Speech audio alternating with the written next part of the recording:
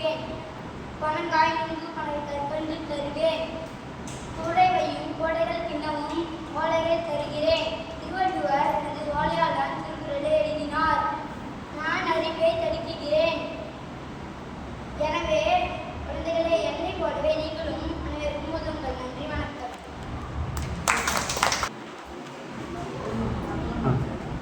ஒரு minute disturb பண்ணுவாங்களா?